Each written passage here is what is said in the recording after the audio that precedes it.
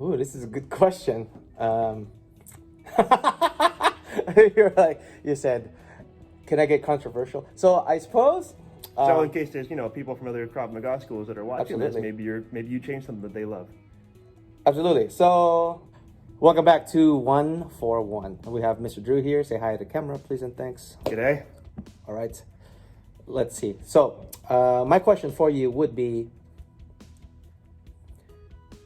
how do you prepare for your class, and how do you learn to adapt on the fly? If, let's say, you plan for a group of an even number and there's an odd number. Sure. So first of all, lesson planning. I am a big proponent of lesson planning. I like my classes to be valuable. I like them to be well structured. I am not great at on the fly. Okay. I can do it, but I'm not great at it. So I like lesson planning, although I do not have a problem with deviating from my lesson. So having a baseline, a foundation for what we're going to do in class is extremely helpful for me, but I can branch off from there. So if I have an odd number of people, no big deal. We have contingencies in place for that. If I have someone that comes in that maybe is their first day and it's going to be hard for them to do what I had been planning to do, that's okay. We can accommodate for that. There are one-off things that we can do to make the content of the class relevant to everyone that comes in. For myself, just having some idea of what I want to do beforehand is extremely helpful. I can do classes on the fly. You guys probably know which ones those are because they're a little random. So I have some people that just based on a injury or some sort of physical limitation, they can't do certain movements. So we come up with modifications, with alternatives. If there's something that they're just never going to be able to do in this school, there's some technique that we do that they're just never going to do, then we find something else that's challenging in a way that they can do it. If it's something that they just can't do it because of their present condition, then we take baby steps. If it's a forward roll, for example, then maybe we start with a sideways roll, or maybe we do a traditional somersault if they can do that, and then we build the technique and do it from there. My turn? Yeah. You got Novikov sleeping outside the door. I let him creep. He's good at that. People always show up. All right, so can I get controversial? Sure. All right. Krav Maga. Uh-huh.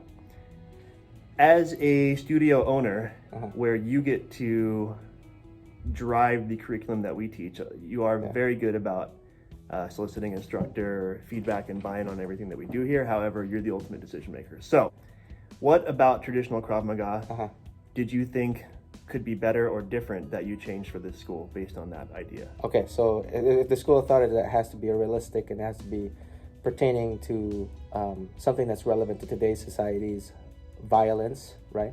You also have to consider every society has a different form of violence, right? And that's why systems and martial arts of different countries evolve the way they do, right?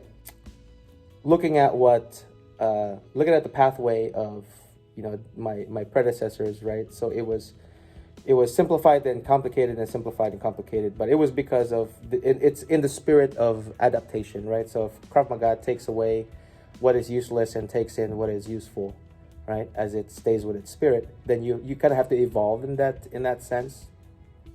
So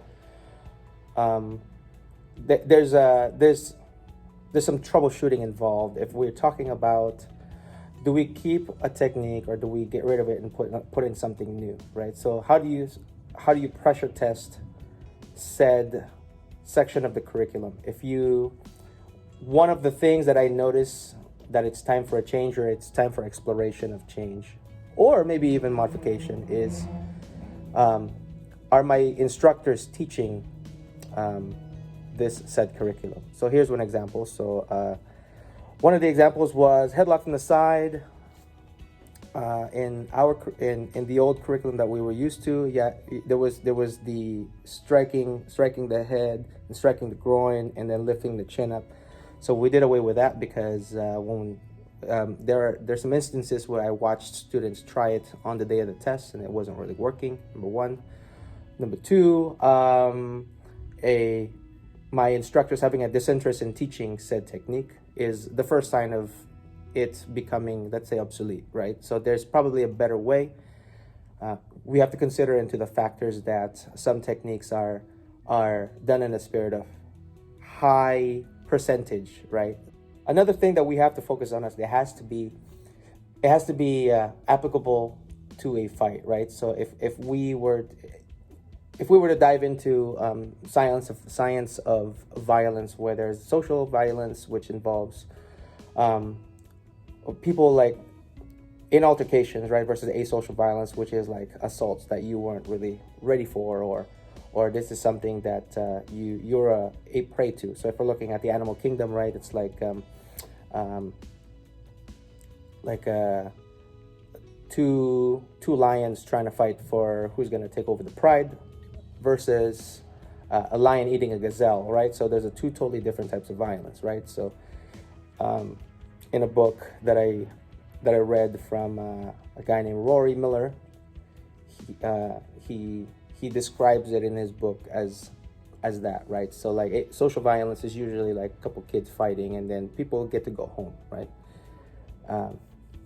We have to take a look at the part where when you're in an altercation and you're caught in a disadvantage, how do you turn this around? And you want to be able to survive this fight, right? If we're talking just self-defense in general, self-defense involves getting out of the situation, right? Not necessarily staying in the fight. If you want to stay in the fight, right?